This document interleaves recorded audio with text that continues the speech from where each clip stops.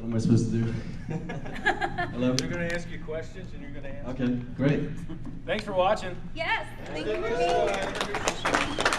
I'm Al Loffer, I'm the director. Carrie Miletto, I'm the lead actress, Agent Wilburn, and also I am a producer. My name is Jeremy Palco. I'm just a fanatic. Sean. He's Sean. I play Sean. Anybody have any questions? The sound quality was great. What did you guys use boom mics or lapel mics or? Our sound guys are here, actually. There it is. Oh. Yeah. Yeah, it's a combination of shotgun and lavalier mics. Unfortunately, we had compromised locations, so we got the best we could, but it was all chef's mics here. Where'd you get the police station? Yeah, that's a bit of a secret because it's a secret location beneath the Gulfstream Casino in Hollywood. So we gambled. Yeah, the actual is the security level at the casino. Well, there's two locations because technically the entire basement On the basement. Yeah, the basement was actually a completely separate location in West Palm Beach. Yeah. So we tied them together using that elevator shaft. So as you can see, the elevator shaft was at the Gulfstream location, but once everybody went down, that was a complete different location that was all the way up in Lake Worth. So I think it actually looked really good. I think it actually played well nicely. When we saw it together, we were like, oh my gosh. That place had no running water. No running water, no facilities at all. So it was terrible. awesome. Any other questions? You want to talk about maybe just the film in general? Yeah. At the very end, as they're going through showing his wall, John Wayne Gacy is popping up. How does he tie into this? If you could enlighten me. Xavier's mind. We have our art director here. Where is he? Well, basically, you know, Sean's 200 years old, and we thought it was kind of funny to put some pictures in there from some famous serial killers that he would have killed. Because, you know, his character is kind of like the Dexter of vampires in that he only kills bad people. So, yeah, actually, this is the sequel to another film we made called So Pretty. I don't know if anybody here has seen it. It takes place on a train in Miami. Good shit. Yeah, it's really good. Go and watch it. SoDarkMovie.com. And yeah, we're actually making a third film, a third and a feature next year. So, you know, definitely for us, and we're gonna take your question next. This film has definitely been a labor of love, and James Williams, our writer, is here, who actually wrote the script. Al Loffer, the director. Say hi, James. Stand up, James. Al Loffer, the director, and James met each other on a website, and he fell in love with the script. James was waiting for the right person to make the script because So Pretty is set on a train, and we got the Miami Metro, and I guess, right, James, so many people had contacted you about making that script, but you were very specific that you wanted it done properly, and Al was able to do it. So it was the meeting of two great minds, and it was meant just to be one short. And what happened was we got such a great reception on So Pretty that James kept writing, and So Dark came out of it. We have a few more, we can move forward webisode-wise, we have a few more ideas there, and we also have a feature that's gonna tell the whole story about Sean that we're trying to also get made. So there's so much happening with us, so we're on Facebook at So Dark the Movie.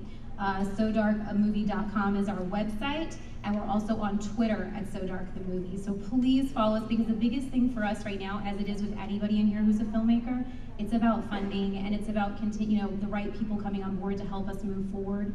So we're trying to build up our fan base, and we're trying to make sure that if you guys love it, please friend us, because it shows, and support us, because it shows that there's people out there who want to see what we're going to make.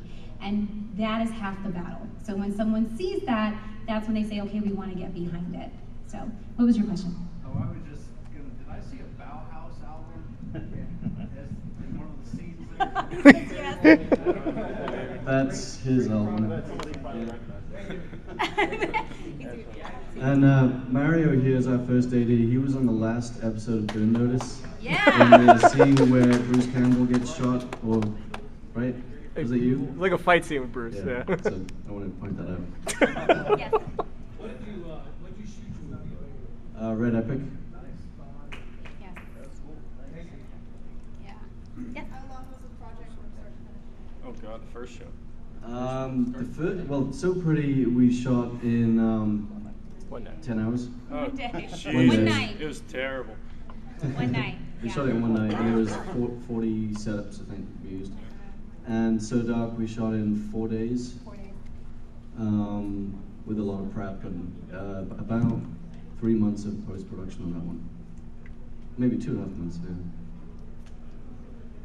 It was tough. We averaged about 14-hour days, something like that. The last day was like 18 hours. There's like one day that was lighter and then the rest were heavy. Drinking. Oh.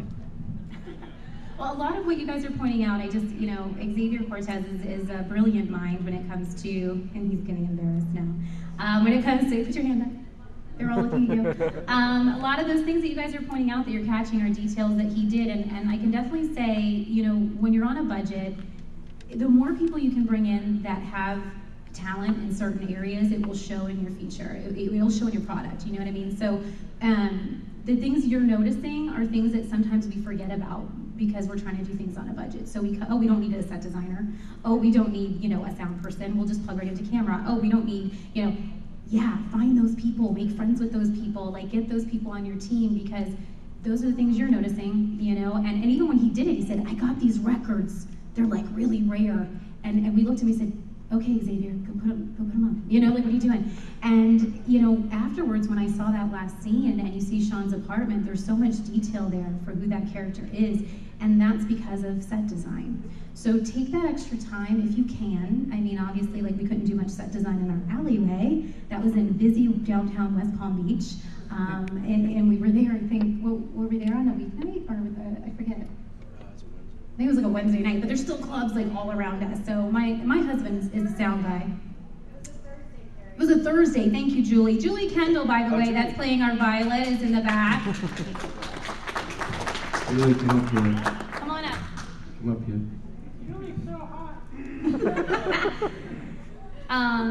Yeah, so my husband's a sound guy, so Chris Giles is that's who that is.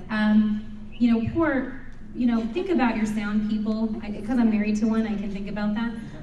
Try to scope your locations as much as possible before you shoot there, and the more you can lock your locations is so great, right? Because the times that we had are completely locked, it's just us there, those were the smoothest days we had, obviously. The ones where you don't have any control over, we get to the casino and they have music playing, and we're trying to do everything in the elevator, we hear pooch, pooch, pooch, pooch, and we're like, oh my God, how are we gonna do this dialogue?